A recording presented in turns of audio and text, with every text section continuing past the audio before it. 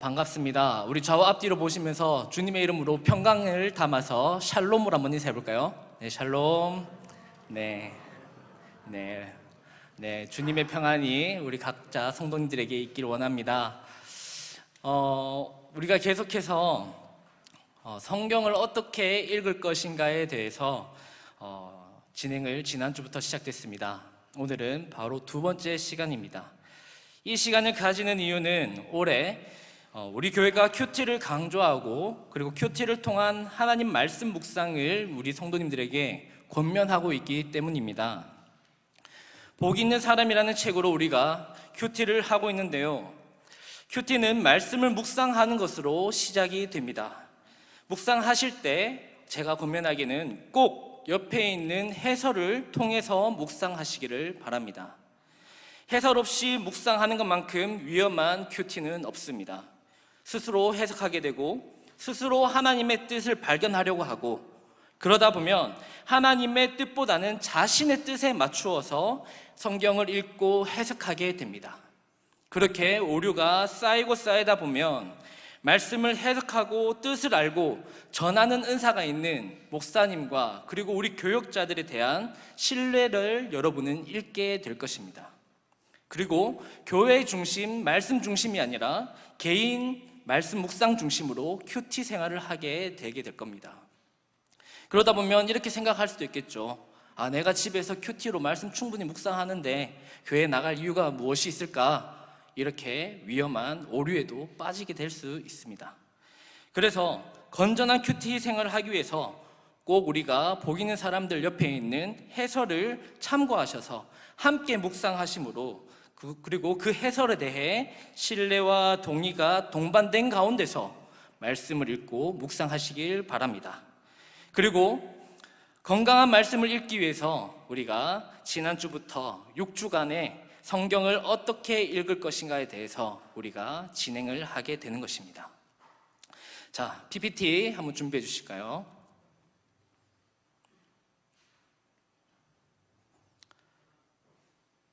네. 자, 성경 읽기에서 가장 중요한 것이 무엇일까요? 네.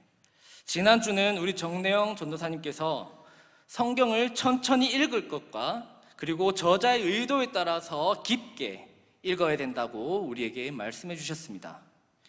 그래서 성경을 읽는 데서 가장 중요한 것은요, 바로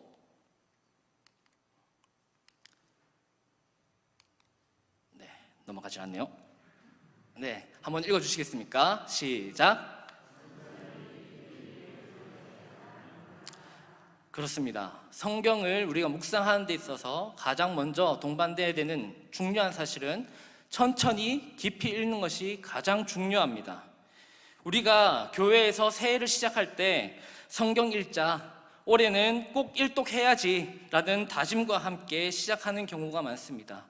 그리고 바쁜 생활 속에서 시간을 쪼개어 성경을 읽고 큐티를 읽다 보니 우리가 성경을 읽는 습관이 어떻습니까? 바쁜 시간이 쫓겨서 우리가 이 성경이 가진 의미가 알지 못하는 상황 가운데 막 급하게 읽기 바쁩니다. 그렇게 일독하는 경우도 있고, 우리가 정말 이 성경에서 말하고자 하는 지난주 말했던 저자의 의도가 무엇인지 알지 못한 채 넘어가는 경우가 굉장히 많습니다. 그래서 지난주에 강의되었던 천천히 깊이 읽는 것, 이것이 우리가 성경을 묵상하는 가운데서 가장 먼저 중요하다는 사실을 여러분 꼭 기억하셨으면 좋겠습니다. 그러면 성경을 천천히 읽으실 때에 우리가 어떻게 해야 될까요? 하나님께만 구별하여 들을 시간을 우리는 만들어야 합니다. 하루 중에서 특별히 시간을 구별하여 이 시간만큼은 내가 뺏기지 않겠다, 이 시간만은 하나님께만 집중하겠다, 하나님 말씀을 묵상하면서 하나님께서 오늘 나에게 주시고자 하는 말씀이 무엇인지 오늘 꼭 발견하겠다라는 시간을 구분하는 것이 필요합니다. 우리가 이 시간을 구분하지 않는다면 어떻게 될까요? 뭔가 내 앞에 있는 일들을 하기 위해서 쫓기는 가운데서 계속해서 성경을 급하게 읽게 되고, 또 대충 읽게 되는 그런 일이 일어나는 겁니다. 그래서 우리가 지금부터 시작되는 이 6주간에 시작된 성경을 어떻게 읽을 것인가, 이것을 우리가 듣고 나서 바르게 실천하기 위해서는 우리가 천천히 깊게 읽어야 됩니다. 그리고 그를 위해서 하나님께만 구별하여 드리는 시간을 꼭 만드시기를 우리 성도님들께 추천합니다. 자, 그럼 오늘 2주차 하나님 중심으로 성경 읽기를 한번 시작해 보겠습니다. 오늘 전 세계는 영웅 신드롬에 빠져 있습니다. 여러분이 아주 좋아하는, 어르신들도 좋아하실지 모르겠지만 마블 회사가 있습니다. 이 마블 회사가 무엇이냐? 어벤져스라고 한번 들어보셨습니까? 들어보셨어요? 예. 아이들이 어벤져스에 엄청 열광을 합니다. 뭐 스파이더맨도 좋아하고 아이언맨도 좋아하고. 우리 어른들 어리실 때는 어떤 거 좋아하셨습니까?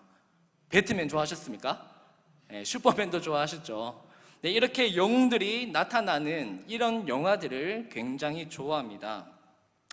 자, 여러분께서 좋아하는 영웅은 누구십니까? 제가 영웅의 이야기를 여러분께 드리는 이유가 무엇일까요? 오늘을 살아가는 사람들에게 영웅이 필요하기 때문입니다. 이런 영웅이 나오는 영화를 보면 관객들이 마음을 후련하게 되는, 이 영웅이 뭔가 승리를 통해서 취하는 그 성취감을 우리가 대신해서 느낄 수 있기 때문에 영웅들을 좋아하게 되죠. 이 내면에는 이런 마음이 있습니다. 나도 저 영웅처럼 뭔가 특별한 능력을 가지고 살아가면 어떨까? 그리고 혹은 저 영웅과 같은 사람이 나에게 나타나서 나에게 기적과 같은 일을 일으켜주면 어떨까? 그런 마음이 안에 담겨 있습니다. 그래서 영화를 보면서 우리는 굉장히 몰입하게 되고 이 영웅이 어떤 위대한 일을 할 것인지 관심을 가지게 되는 것이죠. 여러분도 그렇습니까? 자, 이와 같이 우리 그리스도인들에게도 성경을 읽으면서 성경의 인물을 영웅처럼 느끼기도 합니다. 우리가 마치 영웅 영화에 몰입했던 것처럼 성경을 읽을 때에 아브라함이나 그리고 다윗과 같은 그 믿음의 인물들을 보면서 나도 저렇게 위대한 인물이 되고 싶다. 나도 저렇게 믿음의 조상들처럼 위대한 믿음의 인물이 되고 싶다라는 그런 기대를 가지기도 합니다. 여러분에게는 어떤 위대한 믿음의 조상, 여러분이 존경하는 성경의 인물이 있습니까? 그 인물이 여러분에게 영웅과는 같지 않습니까?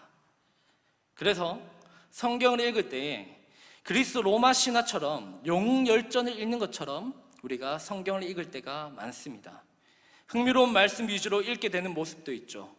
창세기부터 출애굽기까지 아담과 노아와 아브라함, 이삭, 야곱, 요셉, 그리고 모세까지 이런 인물들이 하나님의 말씀을 받아서 기적을 행하는, 놀라운 사건들을 행하는 것을 보면서 우리는 이 세상에 나타난 영웅들보다도 어쩌면 더 흥미롭게 성경을 읽을 때가 있습니다. 이 인물들을 통해서 영화까지 만들어지지 않았습니까? 노아의 홍수도 관련해서 영화도 만들어지고, 그리고 모세의 사건, 애굽의 10가지 사건 통해서 만들어진 애니메이션, 이집트 왕자 한 번씩 다 보셨죠? 그리고 다른 인물들을 통해서, 다윗과 같은 인물을 통해서 영화나 이런 인물을 통한 영화도 만들어지기도 합니다. 이 외에도 우리 성경에는 엘리야, 다니엘, 바울, 그리고 베드로와 같은 믿음의 영웅이라고 붙이기에 호칭이 아깝지 않을 만큼 그 인물들이 성경에 나타납니다. 그래서 이들은 그들의 삶 속에서 자신의 목숨조차 아끼지 않는, 하나님을 더욱더 사랑하여 하나님의 뜻을 이루는 그런 인물들로 우리는 존경하고, 그리고 그들처럼 되길 바라는 마음에 기도도 많이 하죠. 인물들이 행한 일과 기적과 도덕적인 그런 모습 속에만 우리가 집중하면 하나님께서 본래 이 말씀을 주신, 또 이 말씀을 통해서 우리에게 하시고자 하는 그 의도, 목적을 우리는 잃어버리기가 쉽습니다. 그래서 우리는 성경을 읽을 때에 인물 중심이 아니라 흥미롭고 초자연적인 그런 기적들 중심으로 성경을 읽는 것이 아니라 바로 하나님 중심으로 읽어야 한다는 겁니다. 인물을 통하여 이 글을 기록한 것에는 하나님께서 기록하신 의도가 있고 이 인물을 통해서 하나님의 일을 행하시는 가운데 하나님 중심적으로 우리는 읽을 수 있어야 한다는 겁니다. 우리가 하나님 중심으로 성경을 읽지 않는다면 우리에게 어떤 일이 일어날까요? 첫 번째로 도덕, 윤리적 지침서로서 성경을 읽게 되는 오류를 범하게 됩니다. 모세와 여호수아와 다윗과 같은 인물을 보면서 우리는 그들의 담대함과 그 인물들의 용맹함에 반하게 됩니다. 나도 저런 인물이 되고 싶다라면서, 그렇죠. 또 사울이 하나님의 말씀을 어겨 왕에서 내려올 때에 그가 저지른 범죄든지, 베드로가 예수님을 부인하여서 그런 죄를 짓는 모습을 보면서 나도 저렇게 되면 안 되겠, 저렇게 하면 안 돼. 이렇게 우리는 그들을 보면서 도덕적으로 우리는 인물을 보면서 다짐하게 됩니다. 이 정도는 또 양호한 편입니다. 하나님 중심으로 읽지 않으면 또 어떤 일이 일어날까요? 읽어주시겠습니까? 시작. 성경을 판단하게 된다. 앞에 나타난 도덕적, 윤리적 지침서가 되는 것은 좀 양호할 수도 있습니다. 좀 더 심하게 우리가 하나님 중심적으로 읽지 않으면 이렇게 이성적으로 성경을 판단하기 시작합니다. 어떤 걸까요? 성경에는 아브라함이 있습니다. 아브라함의 첫째 아들이 누군가요? 이스마엘이죠. 자, 장자가 그럼 누굽니까? 이스마엘이겠죠. 그런데 하나님께서 약속하신 그 언약의 자손이 그 아들이 아니었기 때문에 그 장자권은 하나님 언약대로 이삭에게 장자권이 넘어갑니다. 그러면서 어떤 사람들은 성경을 읽을 때 이스마엘이 장자로 먼저 태어난 것 같은데 하나님께서 왜 이삭에게 주실까? 하나님 너무하신 거 아닌가? 이렇게 자기 이성적으로 하나님을 판단하기 시작합니다. 또 어떤 일이 있습니까? 야곱이 에서의 장자권을 빼앗아 오죠. 거짓말을 통해서 빼앗아 옵니다. 이렇게 보면서 또 이런 생각을 할 때가 있습니다. 이성적으로 생각할 때 야곱 너무한데? 하나님은 거짓말을 허용하시는 하나님이신가? 하나님 좀 너무하신 것 같은데? 이렇게 하나님을 판단하기 시작하죠. 자, 또 어떤 일이 일어날까요? 세 번째입니다. 자, 세 번째는 공로주의나 율법주의를 조장하도록 읽게 됩니다. 이게 어떤 말이냐면 성경에 나타난 인물들이 병고침을 받거나 그리고 제사함을 받기 위해서 굉장히 열심히 노력하는 것을 우리는 볼 때가 있습니다. 그래서 우리가 그 인물을 보면서 어떻게 생각하냐? 나도 저 인물처럼 열심히 노력하면 하나님께서 나를 구원하시는구나. 나도 이렇게 헌신하면 하나님께서 나에게 복을 주시는구나. 이렇게 착각하게 되는 오류가 생기는 겁니다. 이렇게 우리가 도덕적, 윤리적 지침서처럼 성경을 읽게 되고 그리고 내 이성적으로, 과학적인 논리적으로 세상에서 배운 심리학을 가지고 그리고 혹은 공로주의나 율법주의를 조장하게 되는, 하나님 중심으로 읽지 않게 될 때 바로 이런 일들이 우리에게 일어날 수 있다는 겁니다. 그래서 우리에게 어떻게 됩니까? 하나님 중심으로 읽지 못하는 그런 일이 일어나게 되고 지난주에 배웠던 저자의 의도를 알지 못하게 우리는 성경을 읽게 되는 겁니다. 자, 그러면 우리가 지금까지 하나님 중심으로 성경을 읽지 않으면 어떻게 되는가? 그리고 왜 우리가 하나님 중심으로 성경을 읽어야 되는가? 이론적으로 알아봤다면 이제 우리가 한번 연습을 해보아야겠습니다. 한번 연습해 보겠습니다. 첫 번째, 우리가 아주 잘 아는 이야기가 있습니다. 오늘 본문의 말씀이었죠. 바로 다윗과 골리앗의 싸움 이야기입니다. 여러분 굉장히 좋아하는 성경 이야기 아닙니까? 그죠? 주일학교에 있는 유치부부터 해서 어른들까지 다 아주 흥미롭게 읽으며 좋아하는 말씀입니다. 사울 왕이 이제 하나님의 말씀 듣지 않아서 하나님께서 다윗에게 기름을 붓고 난 다음입니다. 그래서 다윗이 이 전쟁에 있는 블레셋과 이스라엘과의 전쟁에 있는 곳에 와서 어떻게 그리고 골리앗을 물리쳐서 어떻게 승리를 쟁취하는지 보여주는 내용이죠. 블레셋과 이스라엘의 전쟁을 하고 있습니다. 블레셋 군사들이 하나님의 군사인 이스라엘 군사들을 모욕하고 있습니다. 그리고 그의 하나님 여호와의 이름까지 들먹여가면서 욕을 하고 있습니다. 아주 모욕적인 장면이죠. 이때에 다윗이 아버지 심부름으로 형들을 보러 왔다가 그렇게 모욕을 당하고 있는 이스라엘 군대, 그렇게 모욕을 당하고 있는 바로 여호와 하나님의 이름, 이것을 보면서 왕이 갑옷 줄게, 갑옷 입고 전쟁에 나가. 그럼에도 불구하고 갑옷 필요 없습니다. 그럼 검을 줄게, 검을 가지고 나가. 검도 필요 없습니다 하면서 바로 골리앗에게 나아가는 장면입니다. 이야기가 머릿속에 그려지십니까? 이때 다윗이 하는 말이죠.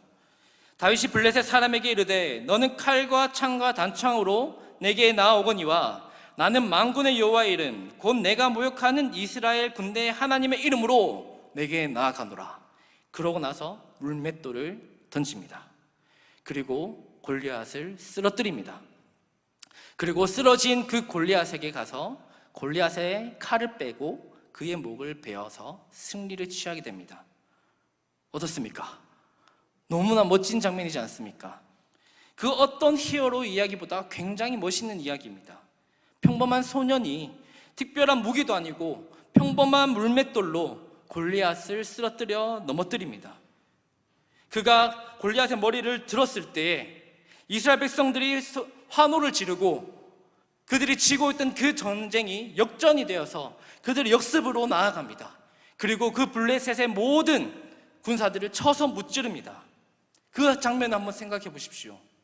반지의 제왕보다도 더 멋진 영화 같은 일이 바로 여기에 벌어진 것입니다. 바로 이런 내용을 가지고 우리가 인물 중심으로, 하나님 중심으로 읽지 않고 하나님 중심으로 설교하지 않을 경우 이렇게 설교가 되곤 합니다. 잘 들어보십시오. 잘못된 경우를 제가 말씀드리는 겁니다. 첫째, 여러분 다윗과 같이 용맹하십시오. 다윗과 같이 용맹하게 적군과 맞서 싸울 때에 하나님께서 승리하게 하십니다. 둘째는 여러분이 가장 익숙한, 여러분 삶 속에서 가장 익숙했던 것들로 살면서 승리하십시오. 다윗도 보십시오. 가장 익숙했던 물맷돌로 가지고 싸워 이기지 않았습니까? 여러분도 하나님이 주신 그 은사를 가지고 싸워 이기십시오. 이렇게 설교됩니다. 여러분 어떻습니까? 은혜가 되십니까? 네, 은혜가 됩니다. 그런데 방금 메시지는 지극히 인물 중심의 해석입니다. 어떻습니까? 도전이 됩니다. 우리도 다윗과 같이 이 세상을 담대하게 승리하며 싸워 이길 수 있을 것 같은 그런 힘과 용기가 생기는 말씀입니다. 용맹함으로 승리하자, 하나님께서 이미 내게 주신 것으로 승리하자라는 내용 자체가 굉장히 은혜롭습니다. 우리가 이렇게 다짐하고 살아가는 것, 이런 내용들이 틀렸다는 게 아닙니다. 이 본문에서 과연 하나님께서 이 말씀을 하시고자 이 본문을 우리에게 주셨냐라는 것을 우리는 질문을 던져보아야 합니다. 다윗에게 본받을 점이 무엇인가? 라는 주제로 우리가 읽으면 다윗의 용맹함, 그리고 다윗이 일상 속에서 사용했던 물맷돌로 이긴 것처럼 우리도 일상 속에서 잘하는 것들로 살아가자, 바로 다윗 중심으로 읽으면 이렇게 진행이 될 수 있습니다. 그러나 하나님 중심적으로, 구속사적 중심으로 본다면 이렇게 보는 것은 잘못된 것입니다. 우리는 성경에서 도덕성을 배우기 위해서 성경을 읽는 것이 아닙니다. 하나님의 뜻을 발견하고 그것을 구속사적으로 어떻게 하나님께서 이끌어 가시는지 우리는 그것을 발견해야 우리는 바르게 성경을 읽는 것입니다. 자, 이제 잘 들어보십시오. 제가 한번 구속사 중심으로, 하나님 중심으로 한번 다시 여러분에게 해석해 보겠습니다. 자, 넘어가기 전에 정리하겠습니다. 네, 다윗과 골리앗을 인물 중심으로 읽으면 다윗과 같이 용맹함이란 도덕성이 빠지게 되고, 그리고 익숙한 것으로 승리하라고 합니다. 자, 이제 바르게 해석하면 이렇습니다. 다윗이 골리앗과 싸워 이긴 것은 이스라엘을 구원하시고자 하는 구원의 역사입니다. 사무엘상 18장 6절을 보면 다윗이 전쟁에서 승리하고 돌아올 때 백성들이 어떻게 하냐면 쏘고치고 춤을 추며 승리를 기뻐하였습니다. 이것은 그들이 무서운 적으로부터 구출된 것이며 그것으로 인해 기쁨과 평안을 누리게 되었다는 것이죠. 다윗의 승리는 이스라엘 사람들을 대신하여 싸워서 얻은 대속적인 것이며 그들은 단지 자기들을 위해 쟁취된 그 승리 속에서 기뻐하고 있는 백성들을 우리는 발견할 수 있습니다. 이 모습은 구속사적으로 해석하면 하나님 나라가 서기 위해 명백한 구원의 사건입니다. 하나님께서 언약하신 그 땅에 하나님의 백성이 존립하기 위해서 다윗을 통해 구원을 허락하시고 그곳에 하나님의 나라가 세워지는 것을 보여주는 사건입니다. 다윗이 블레셋의 골리앗을 쓰러뜨리고 승리를 취하였다는 것은 이스라엘 백성에게 복음입니다. 그들이 두려워 떨며 이길 수 없었던, 그리고 사망의 길을 걷고 있을 때에 사울을 하나님께서 버리시고 하나님의 기름 부은 자인 진정한 왕 다윗이 바로 그곳에서 왕으로서 승리를 취하였습니다. 그래서 이 복음은, 이 사건은 그리스도께서 행하신 참 구원 사건을 미리 보여주시는 사건으로 우리는 보아야 합니다. 이것이 바로 바른 해석입니다. 어떻게 그리스도와 연결이 되는 사건입니까? 죄로 인하여서 사망의 길을 걷던 우리들에게, 도저히 우리 앞에 놓여진 이 상황 속에서 이길 수 없는 죄의 길을 걷고 있던 우리들에게, 바로 이 세상 사람들이 우리를 보며 하나님을 모욕하고 있던 그런 상황 가운데서 바로 예수 그리스도 진정한 왕을 이 땅에 보내주심으로 우리가 싸워야 될 그 싸움 속에서 대신해서 싸우셨고, 그리고 승리를 취하셔서 우리의 승리가 되게 하신 것입니다. 이것이 바로 복음입니다. 어떻습니까? 다윗과 골리앗의 이야기는 단순히 다윗의 용맹함, 그리고 그가 가진 은사에 집중하기 위한 이야기가 아니라 바로 다윗을 통하여서 우리가 그리스도를 바라볼 수 있는, 그렇게 하나님 중심적, 구속사 중심적으로 해석해야 된다는 것이죠. 자, 어떻습니까? 조금 하나님 중심, 구속사주 중심 읽기가 어떤 건지 좀 느낌은 오시겠습니까? 오히려 더 어렵죠. 네, 그럴 거라고 생각합니다. 그래서 하나 더 우리가 연습해 보겠습니다. 자, 두 번째 사건입니다. 중풍병자와 네 사람, 네 친구 이야기 아시죠? 마가복음 2장에서는 예수님께서 중풍병자를 고치시는 사건이 나오게 됩니다. 내용은 이렇습니다. 예수님께서 가버나움에 한 집에 머물고 있다는 소식을 네 친구와 그리고 중풍병자가 이야기를 듣게 됩니다. 소문을 들은 그 네 사람이 중풍병자 걸린 자를 예수님 앞에 데려가고자 하였으나 예수님께서 계신 그 집 앞에 사람들이 너무 많아서 들어갈 수 없는 상황입니다. 그래서 이 네 사람이, 네 친구가 어떻게 하냐, 예수님께서 집에 계신 그 집 위에 올라가서 지붕을 뜯고, 그리고 이 중풍병자를 내려서 예수님께서 이 중풍병자를 고치게 합니다. 자, 이 이야기 전부 다 잘 아시죠? 네, 이 이야기는 과연 우리가 어떻게 하나님 중심적으로 읽어야 될까요? 자, 그 앞서서 우리가 인물 중심으로 읽을 때에 일어나는 내용을 한번 살펴보겠습니다. 첫 번째는, 여러분, 중풍병자를 예수님께 나온 사람들과 같은 그런 믿음을 가지시길 바랍니다. 그들 앞에는 예수님께 나아갈 수 없는 무리들이 많고 방해물도 많은 상황이었지만 그들은 지붕을 뜯는 그런 지혜를 통하여서 하나님께 나왔습니다. 대단한 지혜지 않습니까? 대단한 믿음이지 않습니까? 이런 난관 속에서도 굴복하지 않고 담대하게 믿음으로 극복해 갑시다. 첫 번째 대지입니다. 두 번째는 어떻게 할까요? 둘째입니다. 우리는 네 사람이 병자를 주님께로 인도한 것 같이 우리도 연약한 자와 병자들과 그리고 죄인들을 주님 품으로 인도해야 합니다. 주변에 고통당하고 예수님을 알지 못하는 자들이 너무나도 많습니다. 그들을 내버려 두고 포기하실 것입니까? 이 네 친구들처럼 우리가 그 죄인들을, 그 병자들을 주님 품으로 인도합시다. 이렇게 설교가 되기도 합니다. 어떻습니까? 은혜가 되십니까? 네, 내용은 굉장히 은혜됩니다. 제가 내용이 틀렸다고 말하는 게 아닙니다. 과연 이 본문이 이것을 말하고자 하는 본문인가라는 겁니다. 우리가 그러면 이제 그리스도 중심적으로 읽으면서 예수님께서 어떤 의도 속에서 이 본문을 기록했는지 한번 살펴보겠습니다. 우리는 예수님께서 하신 말씀을 잘 살펴보아야 합니다. 마가복음 2장 5절을 살펴보시면 예수님께서 중풍병자에게 선포하시는 내용이 있습니다. 어떻게 선포하시냐면 작은 자야 내 죄 사함을 받았느니라, 죄 사함 선포를 하고 계십니다. 병 고침 선포를 하고 계신 것이 아니라 죄 사함 선포를 하고 계십니다. 이 본문의 내용의 중점은 이 네 사람이 얼마나 믿음이 대단했는지, 어떤 과정으로 주님 앞에 이 중풍병자를 데려왔는지가 중요한 것이 아니라 5절에 나타낸 말씀처럼 죄사함의 권세가 예수 그리스도께 있다라는 것을 보여주기 위한 말씀이라는 겁니다. 서기관들은 이렇게 사람인데, 예수님을 보니까 분명히 사람인데 어떻게 이 사람이 죄를 사할 수 있는가, 거기에 대해서 의문을 품고 예수님을 정죄하기 시작합니다. 예수님은 그 마음을 알았습니다. 그래서 예수님께서 서기관들이 가지고 있는 그 마음을 읽으시고 그들의 이 병자에게 죄사함의 선포를 하고 계시는 것이죠. 서기관들이 말합니다.